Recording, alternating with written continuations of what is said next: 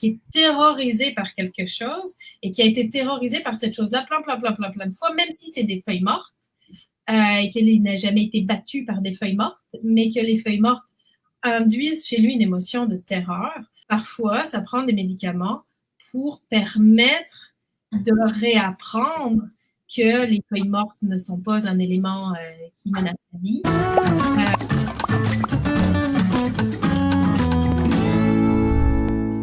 Bonjour tout le monde, merci d'être là à cette entrevue. Aujourd'hui, je reçois quelqu'un que j'admire beaucoup et je me sens très flattée de la recevoir. Je suis avec le docteur Marion Desmarchelier, qui est médecin vétérinaire comportementaliste et professeur à la faculté de médecine vétérinaire de Montréal. Donc, bonjour Marion, puis merci infiniment d'être là avec moi aujourd'hui. Bonjour. Avant que je vous pose des questions plus précises, parce qu'aujourd'hui, je voudrais qu'on parle de la médication chez le chien, sujet un peu tabou. Est-ce que vous me raconteriez brièvement votre parcours? Oui, certainement. Ben, en fait, moi, je suis vétérinaire. J'ai diplômé en France il y a longtemps. 17 ans, là, c'est ce que je disais, c'est l'âge de mon chat. Et puis, donc, quand moi j'ai été vétérinaire, je voulais être vétérinaire pour tous les animaux, puis finalement, c'est ce que je suis. C'est juste que je pensais faire de la clientèle mixte, chevaux, vaches, chiens, chats. Maintenant, je fais de tous les animaux du monde. Donc, j'ai fait une première spécialisation en médecine zoologique, donc ce qui me permet de soigner des colibris comme des éléphants. Wow. Et j'ai fait donc j'ai enseigné en médecine zoologique pendant plusieurs années au Canada. Et puis là, plus récemment, j'ai complété une deuxième spécialité, la deuxième spécialité qui me tenait à cœur, c'est-à-dire la médecine du comportement. Et donc maintenant, j'ai les deux spécialités. Et puis là, depuis quelques temps, j'ai un poste de professeur à la faculté de médecine vétérinaire. Ah, donc, voilà, j'ai deux casquettes de spécialiste, mais avant tout, je suis comme une super généraliste. Là. OK. Ben, ça fait que ça ouvre les horizons pour beaucoup de choses, finalement. OK, ben c'est ça. Puis j'aimerais qu'on parle juste rapidement de c'est quoi un médecin vétérinaire comportementaliste, puis après, pour que les gens se situent de c'est quoi cette spécialité. Oui, ben tout à fait. Ben en fait, pour expliquer ça de façon simple, un peu imagée, j'aime bien comparer avec les humains parce que souvent on comprend mieux, c'est plus organisé chez les humains entre guillemets. Donc quand vous avez un enfant qui est pas super sage, ben une éducatrice ou une maman, ça sait bien expliquer les choses de base du comportement. Comment on doit se comporter en société. Ensuite, quand on a un enfant qui a vraiment des problèmes un petit peu plus sérieux, des difficultés à l'école, etc., on peut aller voir un psychologue, qui est un professionnel de la santé, qui va pouvoir aider. Mais quand malheureusement le psychologue arrive à un certain point, à certaines limites, parce que l'enfant a une véritable maladie, eh bien là, on va voir le psychiatre. Okay? Donc, c'est un peu, on a 3 niveaux chez les humains. Les éducatrices, les psychologues et les psychiatres. Mais chez les animaux, c'est un peu la même chose. Et moi, je serai au niveau du psychiatre. OK, exactement. Oui, en effet. Puis moi, je suis au niveau du psychologue, on va dire. Ben c'est ça que je voulais dire. En fait, nous, en tant qu'éducateurs canins, on voit la plupart du temps des chiens qui ont des troubles de comportement, puis on est capable de travailler avec eux parce qu'ils sont capables d'apprentissage mental. Mais des fois, le problème il est tellement important que le chien il est même pas capable de réfléchir, puis on n'est pas capable de travailler avec lui. Fait que j'imagine que c'est à ce moment-là qu'on pense au psychiatre. Et que, ben, on pense à donner une médication au chien pour lui donner la capacité d'apprendre. J'imagine que c'est ça. Donc, il y a un moment où on commence à penser à ça. Alors, en fait, ce qui se passe, c'est que comme psychiatre des animaux, c'est pas toujours juste avec la médication. Oui, vous avez raison, là, la situation que vous venez de dénoncer, là, quand ils sont pas capables de se mettre dans un état d'apprentissage, puis ils ont des problèmes de comportement, 80-90% du temps, nous, ce qu'on va faire, c'est qu'on va aller voir quels neurotransmetteurs fonctionnent pas bien dans leur cerveau, quelles sont les voies qui sont atteintes finalement, et puis comment on va pouvoir les aider en mettant en place une thérapie comportementale qui peut être aidé par les éducateurs canins et en même temps, éventuellement, une médication. Mais on fait un petit peu plus que ça en étant vétérinaire comportementaliste, c'est que il y a beaucoup de maladies, en fait, qui peuvent affecter le comportement des chiens. Et c'est pas juste les maladies qu'on pense souvent, c'est des neurotransmetteurs, là, de l'anxiété, puis on va donner certaines médications qu'on appelle psychotropes, qui ont un effet sur le cerveau, en fait, sur le comportement directement. Mais en fait, il y a énormément d'autres maladies qui peuvent induire des problèmes de comportement. Je donne un exemple tout simple, des chiens qui ont des allergies alimentaires, mais qui ont juste mal au ventre. Donc, les chiens, par exemple, qui ont mal au ventre parce qu'ils ont des intolérances alimentaires, ils n'ont pas nécessairement des gros signes digestifs qui seraient évidents, mais le fait d'avoir tout le temps mal au ventre, ça peut les mettre de mauvaise humeur et donc les stresser et donc rendre leur niveau de patience ou de réactivité plus bas ou plus élevé. Et donc, en médecine du comportement, c'est qu'on va en fait évaluer la totalité du chien. Tout ce qui pourrait lui faire mal, tout ce qui pourrait ne pas bien fonctionner dans son cerveau. Vraiment, même les affections cutanées. Hein, si on le sait, nous, si on se gratte toute la journée, on n'est pas bien. Les enfants, ils rentrent, on va leur crier dessus. Là. C'est comme parce qu'on est énervé, on est stressé. Donc, on va travailler vraiment sur l'ensemble de la santé du chien et les liens aussi très importants entre le cerveau et tous les autres organes. Parce que un animal peut être anxieux, avoir une réactivité augmentée, ne pas bien apprendre et en même temps avoir des problèmes qui sont liés à ça de façon assez directe. Et on sait que la peau, par exemple, le système digestif, la vessie sont liés directement au cerveau. Là. Les chats, par exemple, les chats qui ont des cystites idiopathiques, ils vont uriner du sang, ils vont avoir extrêmement mal, mais ça peut être causé par le stress. Donc, les spécialistes en comportement, on va soigner, oui, certains problèmes de comportement qui sont liés à des problèmes de neurotransmetteurs qui vont avoir besoin de médication, mais on fait beaucoup plus que ça et on va soigner aussi des problèmes médicaux qui sont secondaires au stress et à l'anxiété. Ben oui, parce que... Allez-y, excusez. C'est quand même très large, là. C'est pas juste donner du Prozac aux chiens qui sont réactifs. Oh mon Dieu, non, parce que le chien peut pas nous dire qu'est-ce qui va pas. Il y a des fois, ça se voit quand c'est des problèmes de peau, mais problèmes digestifs, problèmes de vessie, il peut pas le dire. Et la façon, des fois, dont il s'exprime, c'est dans le comportement. Donc, je sais, mon chien a eu des problèmes d'intolérance alimentaire. Donc, je comprends tout à fait de quoi vous parlez. Donc, donc on commence par soigner la santé, puis là, on voit si le comportement se modifie, puis après, on voit s'il y a lieu d'aller plus loin ou non. Exactement. OK. J'aimerais ça que vous nous expliquiez les effets physiques du stress et de l'anxiété dans le corps, en fait. Parce que il y en a beaucoup. Je vais essayer de vous faire un petit résumé. En fait, c'est pas exactement déjà pareil le stress et l'anxiété. Non, je suis d'accord. Quand on parle d'anxiété, il y a plein de définitions. Donc, chez les humains, chez les animaux, c'est pas exactement la même chose. Mais à partir du moment où moi je vais parler dans les vétérinaires comportementalistes d'anxiété, c'est qu'on parle d'une maladie de neurotransmetteurs, quelque chose qui a besoin d'être soigné, qui est anormal. C'est-à-dire que dans la même situation, moins de 1% des chiens se comporteraient comme ça. Et donc, si c'est anormal, ça pourrait être de l'anxiété. Okay? Alors que le stress, c'est quelque chose que tout le monde vit, c'est normal, ça fait partie de la vie. Donc, si on regarde les effets du stress, notamment du stress chronique, hein, parce que le stress aigu, on est fait pour ça, on réagit, on se recalme, tout va bien, c'est pas grave. Le problème qu'on a dans nos vies et dans celle de nos chiens parfois, c'est le stress chronique. C'est-à-dire, c'est du stress qui se répète sans jamais redescendre. Ça, en fait, ça va avoir beaucoup d'effets parce que quand on stresse, on va sécréter des hormones de stress, de l'épinéphrine, par exemple, ce qui fait dresser les poils, la piloérection sur le dos des chiens, c'est l'épinéphrine, l'adrénaline. Donc, on sécrète ça. Ça, c'est bon pour survivre à court terme, mais à long terme, c'est pas bon, là. Ça fait augmenter la fréquence cardiaque, ça fatigue, ça augmente le sucre dans le sang.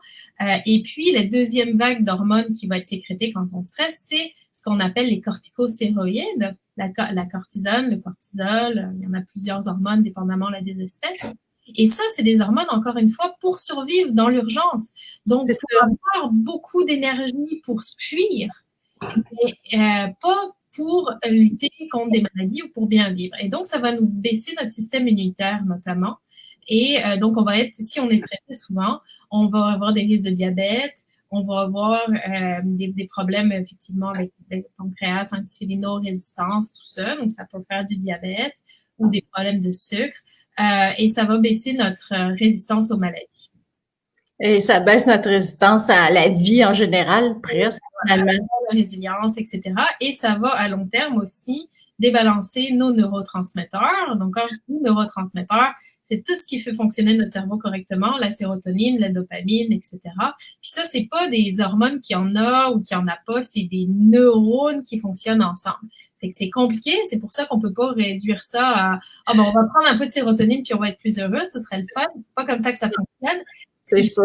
Travailler nos neurones de la sérotonine, les renforcer, et ça, c'est des comportements qu'on va pratiquer pour renforcer ça. Puis des fois, ben, ça nous prend un peu des médicaments qui aident à recréer ces voies-là. OK. Autrement dit, vous êtes en train de me dire que juste parfois sans médication, mais en travaillant le comportement, on peut replacer aussi les neurotransmetteurs, c'est-à-dire rétablir un équilibre entre les neurones dans le cerveau. Oui, c'est ce que tout le monde fait. En fait, c'est ce qu'on fait dans la vie de tous les jours en s'adaptant aux situations. C'est ce que les éducateurs font en réapprenant des bons comportements aux chiens. C'est juste que parfois, on n'y arrive pas. C'est ça. Il y a plein de raisons pour lesquelles on n'y arrive pas. Et là, ben, ça peut prendre des médications pour les neurotransmetteurs, mais aussi des médications pour d'autres choses. Hein. Je veux dire, si le chien, il a mal et qu'il peut pas faire le comportement, ben, il faut lui donner des antidouleurs. Il faut pas lui donner des antidépresseurs. Donc, il faut toujours bien regarder les raisons pour lesquelles une thérapie comportementale ne peut pas fonctionner ou ne fonctionne pas très bien. Et c'est toujours la même chose, c'est refaire des bonnes voies, des autoroutes dans le cerveau. Parce que le cerveau, l'humain ou les animaux, on est feignants. Hein? Plus on fait quelque chose, plus notre cerveau le fait, plus ça devient facile, plus on y réfléchit même plus. Je veux dire, si vous allez au travail, en auto, tous les jours au même endroit, puis que vous partez le samedi matin, puis que vous commencez la même route pour aller ailleurs, ça se peut que votre cerveau y aille au travail. Oui. C'est des choses qu'on fait parce que je vais tellement toujours là, on n'y réfléchit même plus. Et le problème, c'est que si ça, c'était une mauvaise habitude, il faut changer cette habitude, mais il va falloir pratiquer un autre comportement, faire une autre autoroute dans notre cerveau. Okay? Exactement. Et malheureusement, des fois, il y a certains comportements qui ont été tellement renforcés positivement, que ce soit par des bonnes choses, du bien-être, du sucre ou de la drogue, hein, ce qui en fait agit vraiment de la même façon dans le cerveau. C'est des fois très difficile de se replacer. Donc, si on arrive à faire le comportement, puis qu'on se force à le faire plein de fois, puis que nous, on a la volonté de le faire parce qu'on est des humains, on va être correct. Mais un chien, vous ne pourrez pas toujours le forcer. Okay? Et ouais, c'est ça. C'est ça. Puis avec des émotions positives, bon, c'est une chose, mais quand vous avez des émotions négatives, donc un chien qui est terrorisé par quelque chose et qui a été terrorisé par cette chose-là plein de fois, même si c'est des feuilles mortes, et qu'il n'a jamais été battu par des feuilles mortes, mais que les feuilles mortes induisent chez lui une émotion de terreur. On le sait, quand on est dans une émotion de terreur, on n'apprend pas bien. Et donc, parfois, ça prend des médicaments pour permettre de réapprendre que les feuilles mortes ne sont pas un élément qui menace la vie, ou de réapprendre, par exemple, que d'être tout seul à la maison, c'est pas un danger mortel. C'est ça. Et dépendamment de la maladie du chien, parce que quand on parle de médicaments, mais moi je parle de maladie parce que ça veut dire que c'est très rare, ça veut dire que c'est un très petit pourcentage de chiens qui font ça. Si on parle de quelque chose qui arrive dans 80% des chiens ou même 50% des chiens, c'est pas anormal. Okay? Donc, je veux dire, un cheval, vous mettez à côté puis vous tirez un coup de feu, il va partir en courant. Je veux pas dire que sa réactivité est élevée. Tous les chevaux vont faire ça. C'est normal. Oui. Ce cheval n'a pas besoin de médicaments. Par contre, un chien qui a un cône orange dans la rue, la plupart des chiens, ils vont le regarder et vont dire « Ah, Mais s'il part en panique comme mon cheval à qui on a tiré un coup de feu, ça c'est moins de 1% des chiens qui font ça. Si vraiment il n'arrive pas à apprendre, puis qu'on essaie de lui donner des gâteries et tout, puis qu'il s'habitue pas, c'est pas normal, ça prend un vétérinaire comportemental. Ouais, c'est ça. Ouais. Donc, tout à fait. Moi, je compare ça à un phobique dans un ascenseur. Il ne m'en dit même pas de faire 1+1 = 2. Il est pas capable. Non. Puis la terreur passe pas. Donc, c'est là où on commence à penser de médicamenter pour baisser ça puis être capable d'apprendre, en fait. Parce que, faut bien comprendre, hein, c'est des mécanismes normaux. Notre cerveau, il se protège. Quand vous êtes, moi je dis toujours, si je suis en train de faire du ski, puis qu'il y a une avalanche qui m'arrive dessus, vous pouvez me donner des mangues séchées ou du Nutella, ça ne fera rien à changer mon comportement, parce que tout ce que je veux, c'est me sauver de cette avalanche-là pour survivre. Okay? Donc, quand nos animaux sont dans ce mode urgence-là, ils ne pensent à rien d'autre, ils ne nous voient plus, ils ne nous entendent plus. Même si on est là, pour eux, c'est comme je dois survivre, je dois survivre, je dois survivre. Pourquoi? Parce que toutes les hormones de leur corps leur disent de faire ça. Et c'est là où des fois on a besoin d'aide. Oui, c'est ça. Un chien ou un humain ou n'importe quel animal ne doit pas être en mode survie 24 heures par jour. C'est pas normal, en effet. Et comment vous faites parce qu'il y a quand même beaucoup de médicaments, de médication, comment vous faites pour choisir telle molécule ou tel médicament? Mm-hmm. Alors, c'est compliqué, c'est tout un art. C'est pour ça qu'on fait 3 ans d'études, en fait 4 ans après la médecine vétérinaire pour devenir vétérinaire comportementaliste. Là. Donc, c'est pas quelque chose de simple. Donc, il y a beaucoup de règles. C'est plus que des règles. Il faut vraiment qu'on comprenne la neurochimie du cerveau, etc. Oui, c'est très complexe, j'admets. Et puis après, en fait, ce qui est le plus complexe, c'est que chaque individu est unique. Donc, chaque chien va répondre différemment à une médication, à une dose différente. Donc, il y a beaucoup de connaissances à avoir pour prendre les bonnes décisions au départ et après beaucoup d'expérience et après beaucoup d'écoute et d'observation pour s'ajuster. Donc, avec l'expérience des autres, qui est dans la littérature, ce qu'on apprend pendant nos études, et notre expérience à nous, quand on a un patient, on va regarder sa race, son âge, ses autres maladies, éventuellement s'il y en a, et on va regarder sa maladie comportementale, quel type d'anxiété, est-ce que c'est un chien qui a plus de peur, qui a plus de réactivité, donc tous ces comportements que moi je vais observer. Et en fait, je pose plein de questions. Les gens ils se disent mais pourquoi vous me posez ces questions-là, ça n'a pas rapport, mais pour moi ça a rapport. Je vais demander si le chien, même si c'est un chien qui fait, je sais pas, d'anxiété-séparation, qui est agressif envers les étrangers, je vais toujours demander est-ce qu'il sursaute, comment il s'habitue aux nouveaux objets. Donc en fait, je vais faire plein de tests pour savoir comment fonctionnent les différents neurotransmetteurs du cerveau du chien. Et donc selon un petit peu tout ça. Est-ce que c'est un chien qui a plus de problèmes avec son adrénaline qui monte trop vite? Est-ce que c'est un chien qui a des problèmes avec ses loops de la dopamine? Est-ce que c'est un chien qui manque de sérotonine ou au contraire qui comme trop? Je vais regarder tout ça et avec tout ça, je vais choisir la médication que je pense qui pourrait en fait, qui dans mon expérience a fonctionné le mieux avec des patients un petit peu similaires. Parce qu'il n'y en a jamais deux pareils. Donc, je vais toujours commencer avec quelque chose. Mais là, je sais que les border collies qui se tournent après la queue, d'habitude, la plupart, 9 sur 10 de mes patients qui ressemblaient à ça ont bien répondu à cette molécule. Donc, je vais commencer avec celle-là. Okay. Ça se peut que ce soit pas le cas. Ça se peut que ce soit une autre dose, etc. Donc, on essaye. Et puis, évidemment, l'autre facteur qu'on prend en considération quand on choisit un médicament, c'est son prix. Parce que j'ai des médicaments qui seraient super, mais qui coûteraient 350 $ par mois pour le chien. Je pense pas que les gens vont être intéressés. C'est ça, c'est ça. On va prendre en considération en médecine vétérinaire aussi les facteurs économiques. Donc, des fois, on va commencer par une drogue moins chère en se disant, mais ce sera peut-être pas l'idéal, mais si ça fonctionne assez bien, mais tant mieux. Donc, on prend beaucoup de facteurs en considération quand on commence. OK. Ben oui, c'est normal. Puis on s'ajuste. C'est comme pour les humains d'ailleurs. Là, on s'ajuste en cours de route, selon la réponse du chien ou de la personne. Et en fait, est-ce que J'imagine que ça dépend. Il y a des chiens qui ont des médicaments à vie, puis il y en a, c'est temporaire. Ça dépend du problème, ça dépend de Alors, la médication. ouais, en fait, normalement, c'est jamais à vie. Parce que normalement, en fait, comme je vous expliquais, en fait, je ne voulais pas expliquer, mais la médication, ce que ça fait, c'est que ça aide à refaire des synapses dans le cerveau, ça aide à refaire des connexions, et ces connexions-là, c'est des bons comportements. Donc, ça aide la croissance et le reformatage du cerveau dans la bonne direction. Mais il faut que les bons comportements soient faits. C'est pour ça qu'une médication sans thérapie comportementale, ça fonctionne jamais. Okay?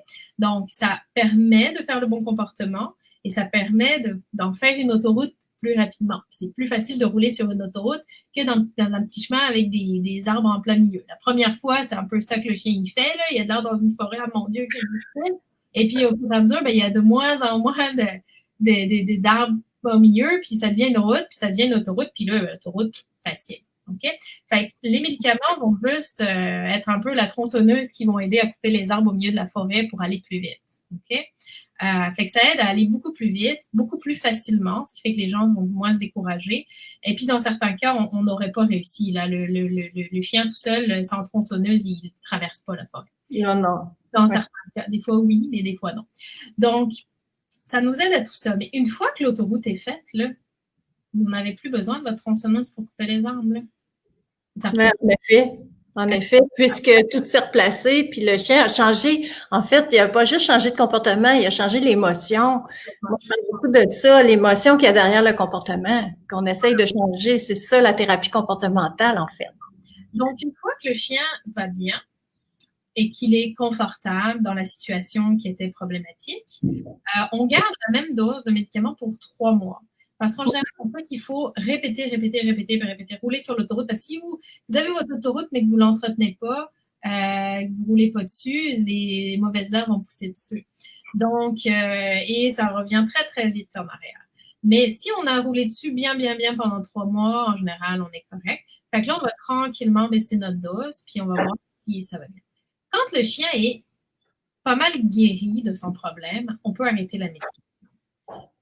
Puis la plupart des cas, on est capable. Par contre, je ne vous cache pas, c'est pas une affaire de 2 mois de médication. C'est une affaire de 6, 12, 18 mois de médication.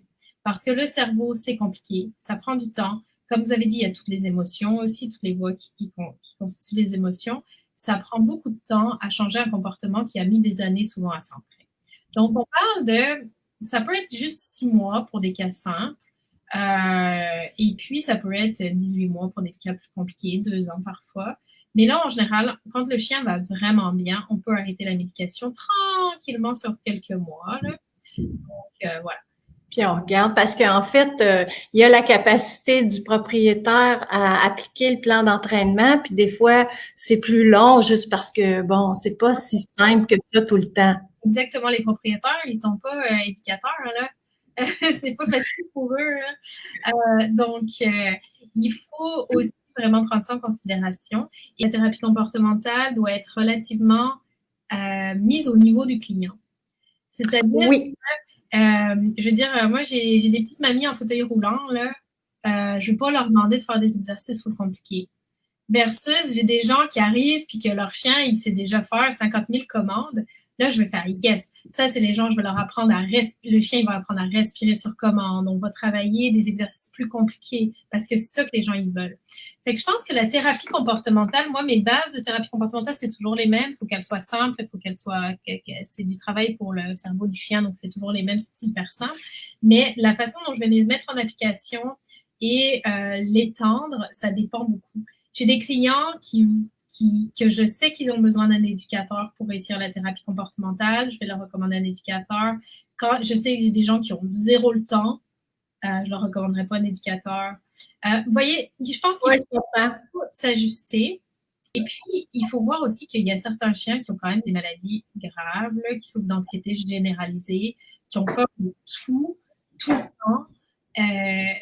Je veux dire, on ne faut pas blâmer les propriétaires. Là, faire un programme de désensibilisation contre le conditionnement à chaque instant de la vie, ça devient impossible. Donc, je prescris toujours une thérapie comportementale, même pour l'anxiété de séparation, à l'arrivée, au retour et tout ça. Mais c'est vrai qu'il faut quand même être honnête. pendant qu'on n'est pas là, le chien est tout seul.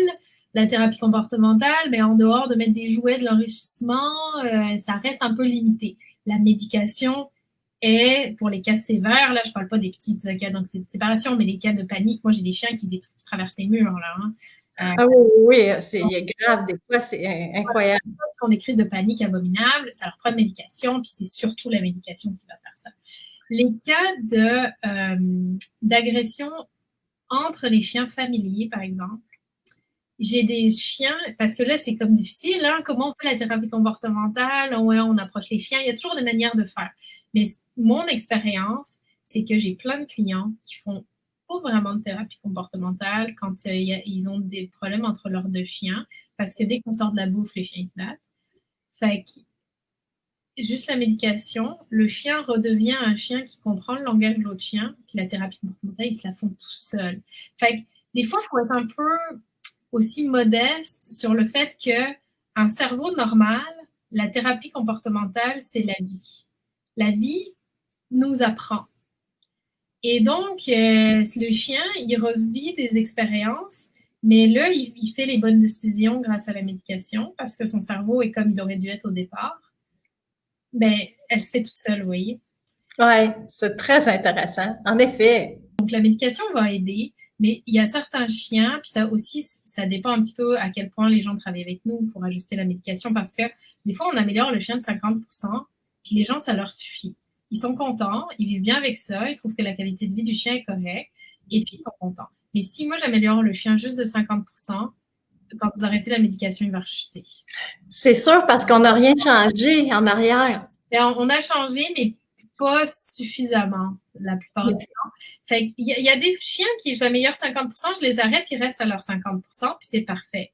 Mais il y en a que ça revient. Puis il faut bien comprendre que c'est des conditions génétiques chez le chien. La plupart du temps, c'est très rarement des traumas qui ont été infligés au chien, parce que ces cas-là, ils répondent très, très vite. Par exemple, il y a beaucoup de chiens qui ont été dans des saisies ou des choses comme ça, qui ont été battus, quoi, mais qui génétiquement étaient bien, qui étaient résilients, qui n'ont pas été séparés de leur mère trop tôt. Fait qu'ils avaient un cerveau qui était prêt à résister, mais qui ont vécu des événements traumatisants. Ces chiens-là, quelques mois, puis s'en remettent très bien. Mes chiens les plus difficiles, c'est mes chiens qui sont nés avec des maladies génétiques vraiment importantes. Par exemple, les chiens qui sont très hyperactifs, hypersensibles, qui n'arrêtent jamais, jamais, jamais. Vous pouvez faire 7 heures de vélo avec eux ou de course. Ils rentrent, ils vont chercher la balle, puis ils veulent jouer, ils veulent jouer, ils veulent jouer. Ces cas-là, c'est vraiment des dysfonctionnements dans le cerveau qui sont difficiles à gérer. Et c'est des chiens qui, ça va prendre plus longtemps de médication et parfois à vie. Mais c'est rare. Je vous dirais, c'est à peu près 5% de mes patients qui ont besoin de garder la médication à vie. Il y en a là-dedans, c'est juste parce que les gens, ils trouvent que ça va tellement bien qu'ils veulent pas arrêter. C'est ça. Je sais que ça aussi, ça fait partie de... Voilà. Puis c'est très correct parce qu'en fait, peut-être que vous allez me le demander, mais les effets secondaires, il n'y en a pas vraiment à long terme. Donc, les chiens pourraient bien prendre ça toute leur vie. Il peut y avoir des interactions avec d'autres médicaments. Ça, c'est un problème par rapport à certains médicaments pour la douleur, etc. Donc, il faut faire attention si on combine des antidépresseurs avec d'autres médicaments. Mais l'antidépresseur tout seul n'abîme pas les reins, n'abîme pas le cœur, ne pose aucun problème de santé. On peut avoir des petits effets secondaires au début du traitement parce que la rebalancer, rééquilibrer un cerveau, ça peut être un petit peu compliqué. Puis au début, on peut avoir un peu de sédation, un peu de léthargie, le chien ne file pas, ou il peut être plus anxieux aussi, hein, parce qu'avant de se rebalancer, on peut aller de l'autre côté. En effet. Donc tout ça, on va le gérer avec des petites doses et s'ajuster avec chaque chien, chaque propriétaire. Il peut y avoir une petite baisse d'appétit aussi avec certains médicaments ou une augmentation d'appétit avec d'autres. C'est sûr que les neurotransmetteurs, ils jouent sur tout, hein. C'est pas juste le comportement comme on le voit. Là. Le comportement, de toute façon, c'est tout. Donc, l'appétit, les émotions, etc. Fait que tout peut être modifié. Mais en général, on voit ça en dedans de 2 semaines ou quand on augmente la dose, pendant les 2 premières semaines, mais après, ça ouais. À long terme, il n'y a aucun effet secondaire. S'il y en a, c'est que c'est la mauvaise dose de la mauvaise drogue. En effet. Il faut le changer. OK. Donc, ça, c'est super intéressant. Et parce que il y a beaucoup de tabous encore au sujet de la médication chez les chiens. Euh, les, les gens sont pas très au courant de la santé mentale. Ça reste un problème de santé mentale chez les chiens. Donc, oui, il y a beaucoup de tabous encore. J'ai beaucoup de clients qui disent, ben non, je veux pas médicamenter mon chien. Ouais. N'est-ce pas? Je pense que, puis j'aime bien demander aux gens, puis je le demande à mes étudiants, en fait, quand je donne le cours, je leur dis, est-ce que vous pensez que vos parents, ils mettraient votre chien sous antidépresseurs? Puis on va dire, ah, ben, s'ils disent non, pourquoi? Pensez-vous? Et alors, en fait, il y a donc les raisons, c'est que souvent, les gens pensent que c'est des médicaments qui vont endormir le chien. Ouais. Et je pense que c'est le premier truc. Les gens, ils veulent pas changer, ils veulent pas endormir leur chien. Et puis même au contraire, des fois, j'en ai qui voudraient bien l'endormir là, dans les hyperactifs. Ouais. Donc non, les médicaments que nous, on utilise en médecine du comportement, ça n'endort pas les animaux, à moins que ce soit des cas très particuliers de sédation post-opératoire ou des choses comme ça qu'on veuille le faire. Mais les antidépresseurs qu'on utilise à long terme pour le comportement, s'ils endorment le chien, c'est la mauvaise dose, c'est le mauvais médicament. En effet, on veut pas un chien qui fait un tapis, là. Mais non, parce que nous, ce qu'on veut, c'est qu'il apprenne des bons comportements. Si le chien, il dort, il apprend rien. OK? Donc, non, c'est pas, ça n'endort pas. Après, il y a des gens qui vont dire, ça va changer sa personnalité. Non, ça va pas changer sa personnalité. Ça va peut-être, au contraire, lui laisser une chance de l'exprimer, sa personnalité, parce qu'un chien qui est terrorisé 23 heures sur 24, il n'exprime pas vraiment sa personnalité. Hein.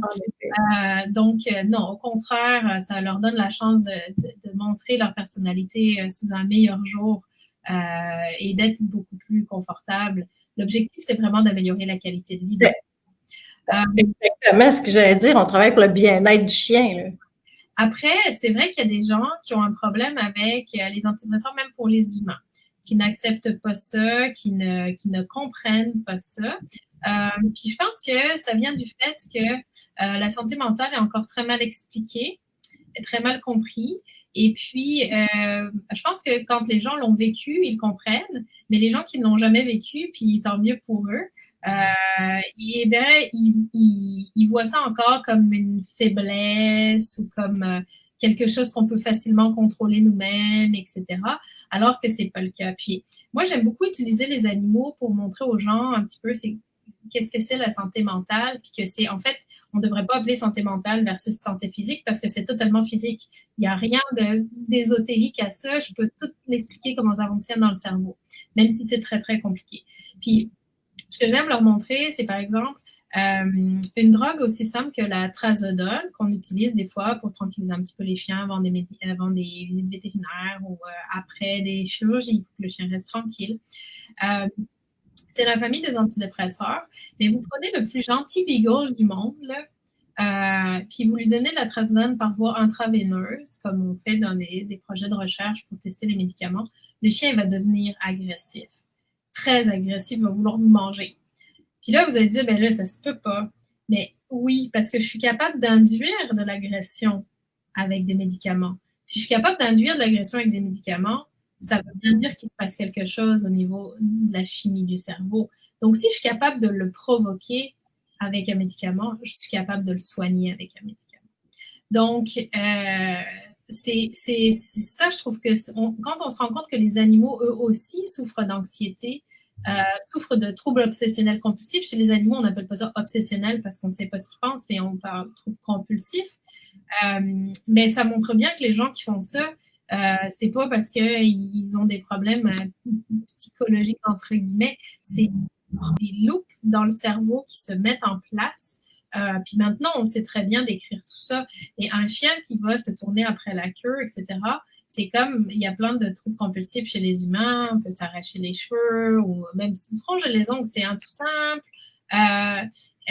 Et en fait, on comprend ces mécanismes-là, comment ils fonctionnent maintenant chez les animaux. Donc, si on peut le soigner chez les animaux, si on peut le soigner pour les aider à avoir une meilleure qualité de vie, les humains qui font ça, c'est pas juste des faibles qui ont juste à aller faire du sport ou c'est ça, mais non, c'est au-delà de pas la conscience, mais notre volonté. Bien sûr. Et puis, encore une fois, je pense que plus on comprend ces choses-là, plus on arrive à les prévenir. C'est que entre quelqu'un qui est à un état normal, entre guillemets, qui va bien, là, et puis quelqu'un qui est en dépression profonde, le temps que cette personne-là soit passée d'un état à l'autre, il y a toute une période, toute une phase où les neurotransmetteurs vont se débalancer. C'est sûr, comme au début de cette phase-là, on est capable de rebondir avec une thérapie comportementale, de se mettre un coup de pied aux fesses, puis de se dire OK, je ne vais pas aller au fond du trou, je vais me remonter. Mais une fois qu'on est au fond du trou, là, que nos neurotransmetteurs sont complètement effondrés, on ne peut pas remonter tout seul. De la même façon qu'un chien qui est terrorisé par les feuilles mortes, vous pouvez bien le faire dormir dans un lit de feuilles mortes, il ne va pas s'améliorer. Vous pouvez bien lui donner des saucisses avec les feuilles mortes, il ne sera pas capable parce qu'il est allé trop loin dans le débalancement des neurotransmetteurs. Fait que les gens qui comprennent pas ça, je pense qu'ils confondent un petit peu la petite déprime d'un matin où on file pas et l'état de dépression sévère où les neurotransmetteurs sont très affectés. Donc, je pense que de plus qu'on va l'expliquer en des termes médicaux, et puis pour moi, c'est mon cheval de bataille un petit peu, c'est l'agression chez le chien. Les chiens agressifs, il y a encore même beaucoup de vétérinaires qui vont dire un chien agressif, ça devrait juste être euthanasié. C'est une option d'euthanasier les chiens agressifs. S'ils sont dangereux, je ne suis pas contre l'euthanasie des chiens agressifs. C'est un problème de santé publique. Mais quelqu'un qui est hyper attaché à son chien, qui n'est pas du tout agressif avec lui, puis qui, dans un contexte vraiment particulier, va montrer de l'agression, on peut travailler avec ces chiens-là.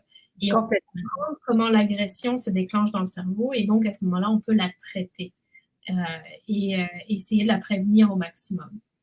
Donc, c'est tous ces débalancements-là dans le cerveau, c'est juste que c'est un petit peu plus compliqué que juste doser du sucre dans le sang. Le diabète, là, vous dosez le sucre dans le sang, hop, vous donnez de l'insuline, ça rebaisse. Ça a l'air simple. En fait, c'est beaucoup plus compliqué que ça, mais au moins, on est capable de le montrer d'une façon simple. Alors que je peux pas vous doser la sérotonine dans le cerveau parce que c'est, encore une fois, c'est des voies, c'est des autoroutes qu'on fait. Et quand on fait des mauvais comportements, des mauvaises habitudes, ben c'est des mauvaises autoroutes, puis il va falloir les rechanger. Et c'est là que, dépendamment de où on se trouve, puis de l'espèce en question, puis du problème de comportement, il y a autant de solutions qu'il y a de problèmes. En effet. Puis, je pense que, comme vous dites, c'est l'éducation pour parler de la prévention, langage canin de signes précurseurs sur le long terme, ça, c'est notre travail. Il faut jamais oublier que le chien, il est souffrant. Et ça, c'est quelque chose que vraiment on essaye de transmettre comme information parce que c'est pas de la mauvaise volonté, je crois, chez les gens, mais ils s'en rendent pas toujours compte. Et puis, en fait, c'est ça, c'est de changer un petit peu. Moi, j'ai plusieurs types de clients, puis souvent, les gens qui viennent me voir, ils se blâment eux-mêmes, ils pensent qu'ils n'ont pas fait quelque chose de bien. Et puis, donc, je leur enlève la responsabilité à eux, mais j'enlève aussi un petit peu la responsabilité au chien parce que c'est pas sa faute, puis c'est lui, effectivement, qui en souffre le plus.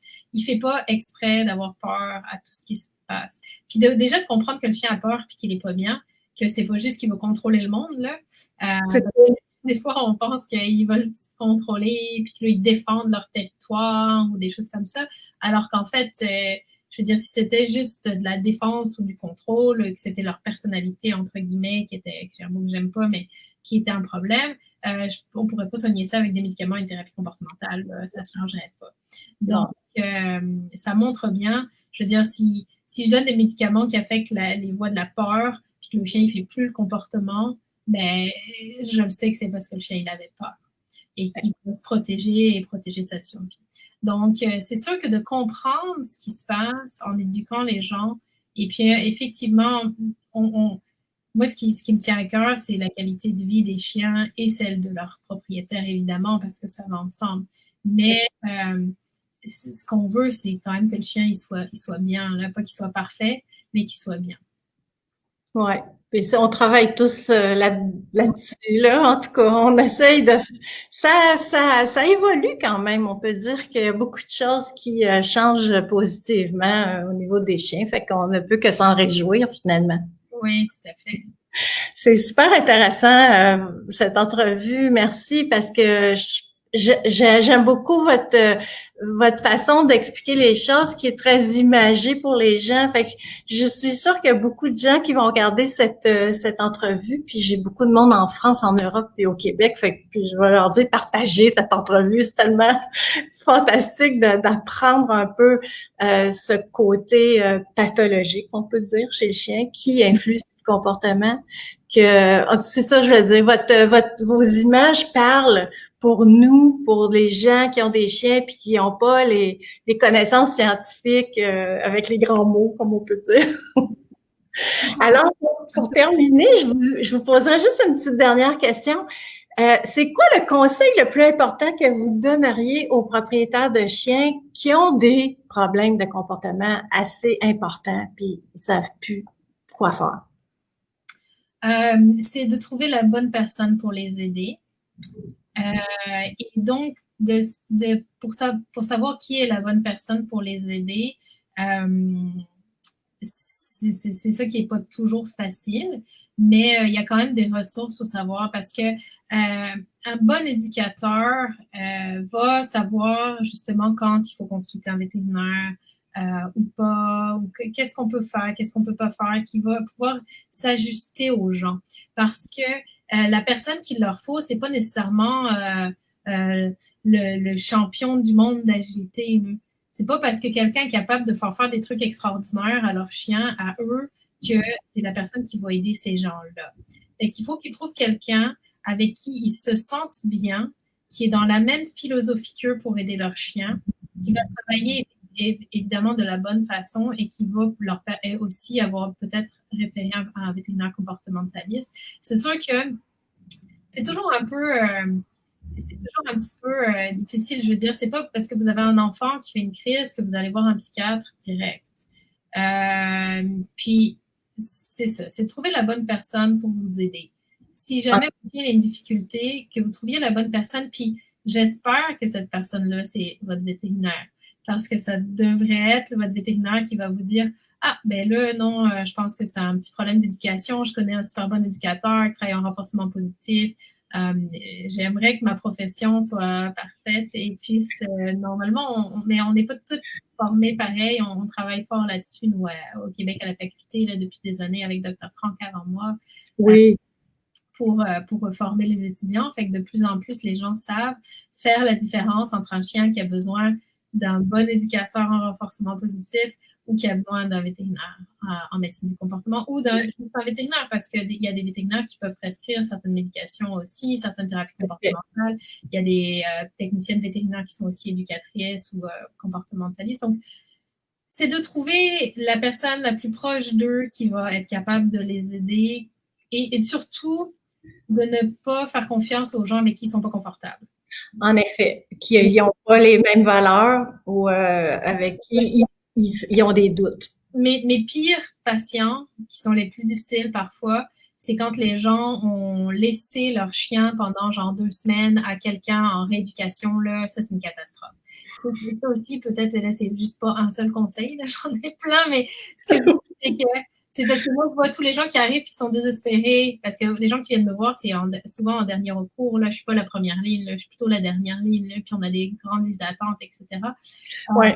Puis ce qu'il faut pas faire, c'est ça, c'est de laisser son chien à quelqu'un d'autre. Un bon éducateur, il va vous apprendre à faire les choses avec votre chien. Il va pas juste, il peut vous le montrer avec votre chien. Mais ce qui est important, c'est pas que l'éducateur soit capable de le faire, c'est que vous soyez capable de le faire. Et puis, ce qu'il faut comprendre, c'est que le chien, quand il est avec l'éducateur, là, c'est comme un enfant à l'école, il est comme, il a pas peur, là, fait qu'il est gêné, puis il va pas se comporter pareil. C'est pas parce que nécessairement l'éducateur, il est meilleur. Parce que ce qu'on veut, c'est un bon état émotionnel du chien, pas qu'il soit terrorisé puis qu'il fasse les ordres parce qu'il doit les faire.